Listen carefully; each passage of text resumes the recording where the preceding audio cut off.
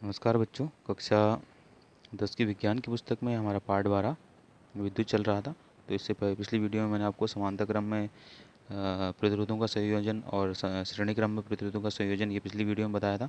आज की इस वीडियो में हम जानेंगे जो पाठ्यनिध प्रश्नोत्तर हैं, इसमें पाठ के बीच बीच जो प्रश्न दिए जाते हैं उनके क्वेश्चन अभी और बचे हैं, उसको हम देखेंगे आज। ठीक है, तो देखते हैं इसका अगला क्वेश्चन। श्रेणी क्रम में संयोजित करने के स्थान पर विद्युत युक्तियों को पार्श्व यानी कि समांतर क्रम में संयोजित करने के क्या लाभ हैं।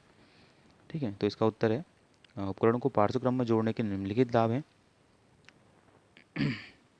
पार्श्व क्रम में जोड़ने पर उपकरणों को आवश्यकतानुसार अलग प्रयोग किया जा सकता है, जबकि श्रेणी क्रम में जोड़ने पर सभी उपकरण एक ही स्विच के साथ साथ साथ ऑन होंगे तथा एक ही साथ ऑफ होंगे। यानी कि अगर हम श्रेणी क्रम में जोड़ेंगे उपकरणों को, विद्युत उपकरणों को, तो वो सिर्फ एक ही स्विच से जो है ऑन हो जाएंगे, एक ही स्विच से ऑफ हो जाएंगे। लेकिन जो है समांतर क्रम में यानी कि पार्श्व क्रम में उपकरणों को जो है विद्युत परिपथ में जोड़ने पर जो है उनको हम अलग प्रकार से अलग स्विचों से जो है आवश्यकतानुसार उपयोग कर सकते हैं, या उनको जब ऑफ करना हो ऑफ कर सकते हैं। दूसरा है, उपकरणों को पार्श्व क्रम में जोड़ने पर सभी उपकरणों के सिरों के बीच समान विभवांतर उपलब्ध रहता है। यदि हम जो है पार्श्व क्रम में यानी कि समांतर क्रम में उपकरणों को जोड़ते हैं तो पूरे परिपथ में जो है वो विभवांतर जो है वो समान रहेगा। तीसरा, इस व्यवस्था में जैसे जैसे नए उपकरण ऑन किए जाते हैं वैसे वैसे परिपथ का कुल प्रतिरोध घटता जाता है तथा बैटरी से ली जाने वाली धारा बढ़ती जाती है। यानी कि इस व्यवस्था में यानी समांतर क्रम की व्यवस्था में जैसे जैसे हम नए उपकरण ऑन करते जाएंगे, ठीक है, यानी कि कोई नया विद्युत उपकरण हम ऑन करते जाएंगे उस परिपथ में, तो उससे क्या होगा, जो परिपथ होगा उसमें प्रतिरोध घटता चला जाएगा और जो धारा होगी वो आसानी से उसमें आगे को बहती चली जाती है। ठीक है, तो ये कुछ समांतर क्रम में जोड़ने के लाभ होते हैं। फिर अगला क्वेश्चन है, किसी हीटर की डोरी को क्यों जो है अ, किसी विद्युत हीटर की डोरी क्यों उत्तप्त नहीं होती जबकि उसका तापन अवयव उत्तप्त हो जाता है। जो विद्युत हीटर होता है उसकी जो डोरी होती है वो गर्म नहीं होती, जबकि जो उसका तापन अवयव होगा वो बहुत ज़्यादा गर्म हो जाता है। ऐसा क्यों होता है? तो विद्युत हीटर की डोरी शुद्ध धातु की बनी होती है। जो विद्युत हीटर की जो डोरी होगी वो शुद्ध धातु की बनी होती है, जबकि विद्युत हीटर की कुंडली जो होती है वो मिश्र धातु यानी कि नाइक्रोम की बनी होती है। तो नाइक्रोम की प्रतिरोधकता तांबे के से बहुत अधिक है, क्योंकि कोई भी धातु से अधिक प्रतिरोधकता किसकी होती है, जो मिश्र धातु में होती है। तो नाइक्रोम एक मिश्र धातु है तो उसकी प्रतिरोधकता तांबे से, क्योंकि तांबा एक शुद्ध धातु है तो उससे अधिक उसकी प्रतिरोधकता होती है। तो इस कारण से कुंडली का प्रतिरोध डोरी के प्रतिरोध से बहुत अधिक होता है। तो जो कुंडली होगी अ, उसका जो प्रतिरोध उसका जो प्रतिरोध होगा डोरी के प्रतिरोध से बहुत अधिक होगा। तो विद्युत हीटर की डोरी तथा कुंडली में समान धारा जो है प्रवाहित होती है।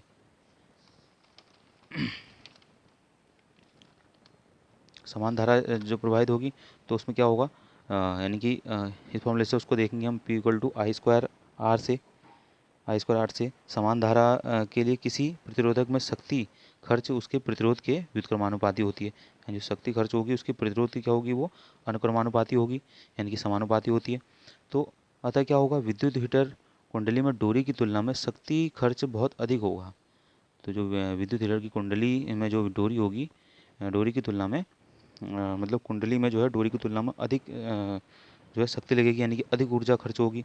अतः जो विद्युत हीटर की जो कुंडली जो है वो क्या होती है, जो बीच में उसकी कुंडली लगी रहती है छल स्प्रिंग के आकार की, वो जो है चमकने लगती है, यानी कि रेड कलर की दिखाई देती है, जबकि उसकी जो डोरी होती है वह नहीं चमकती है। ठीक है, इसके बाद हमारा नेक्स्ट क्वेश्चन है, विद्युत धारा द्वारा प्रदत्त ऊर्जा की दर का निर्धारण कैसे किया जाता है। ठीक, तो इसमें तो किसी धारा द्वारा प्रदत्त ऊर्जा की दर शक्ति के द्वारा निर्धारित होती है, जो उसमें पावर होगी उसके द्वारा निर्धारित होगी। फिर नेक्स्ट इसी में क्वेश्चन है, विद्युत शक्ति किसे कहते हैं करके। तो कार्य करने की दर को जो है शक्ति कहते हैं, और शक्ति को जो है कैपिटल P से जो है प्रदर्शित किया जाता है। और P इक्वल टू होता है VI यानी कि विभवांतर गुणा धारा। तो इसका दूसरा फार्मूला भी होता है, शक्ति बराबर होता है आई स्क्वायर आर यानी कि धारा का स्क्वायर गुणा प्रतिरोध, या इसको हम वी स्क्वायर अपॉन आर से भी प्रदर्शित कर सकते हैं। तो इस तरह से शक्ति के विभिन्न ये मात्रक होते हैं। विद्युत शक्ति का जो ऐसा ही मात्रक होता है वो होता है वाट होता है। ठीक है, वाट शक्ति का जो है सबसे छोटा मात्रक है। व्यवहार में हम शक्ति के काफ़ी बड़े मात्रक किलो वाट का जो है वो उपयोग करते हैं। ठीक है, इसके बाद नेक्स्ट क्वेश्चन और है हमारे पास, उसको हम देखते हैं। ये जो पार्ट के बीच बीच में क्वेश्चन आंसर होते हैं वही क्वेश्चन हैं अभी ये स्पष्ट करने हैं हमको। पहला क्वेश्चन है इसमें, विद्युत लैंपों के तंतुओं के निर्माण में प्रायः एकमात्र टंगस्टन का ही उपयोग क्यों किया जाता है? टंगस्टन का उपयोग जो है वो क्यों किया जाता है जो विद्युत लैंपों के जो तंतु होते हैं, फिलामेंट होते हैं, उनके निर्माण में?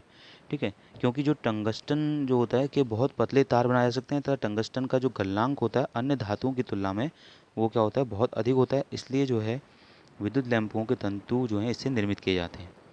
बी क्वेश्चन है, विद्युत तापन युक्तियों जैसे ब्रेड टोस्टर तथा विद्युत इस्त्री के चालक शुद्ध धातुओं का इस्त्री के चालक शुद्ध धातुओं के बनाए जाते हैं या के प्रयोग किए जाते हैं? क्योंकि जो है मिश्र धातुओं की जो है प्रतिरोधकता जो है शुद्ध धातुओं की तुलना में अधिक होती है, अतः ताप वृद्धि के साथ इनकी प्रतिरोधकता में नगण्य परिवर्तन होता है। इसके अतिरिक्त मिश्र धातुओं का जो ऑक्सीकरण भी कम होता है, फलतः मिश्र धातुओं से बने चालकों की आयु शुद्ध धात्विक चालकों की तुलना में जो है अधिक होती है, इसलिए जो है ब्रेड टोस्टर विद्युत इस्त्री के चालक जो हैं वो शुद्ध धातुओं के न बनाकर मिश्र धातुओं के बनाए जाते हैं। ठीक है, फिर सी वाला क्वेश्चन है, घरेलू विद्युत परिपथों में श्रेणीक्रम संयोजन का उपयोग क्यों नहीं किया जा सकता? तो श्रेणीक्रम में सभी विद्युत उपकरणों में समान विद्युत धारा प्रवाहित होती है, जिसका मान धीरे धीरे घटता जाता है क्योंकि कुल प्रतिरोध अधिक हो जाता है, और इसलिए जो है श्रेणी क्रम में उपकरणों के सिरों पर विभवांतर भिन्न होता है।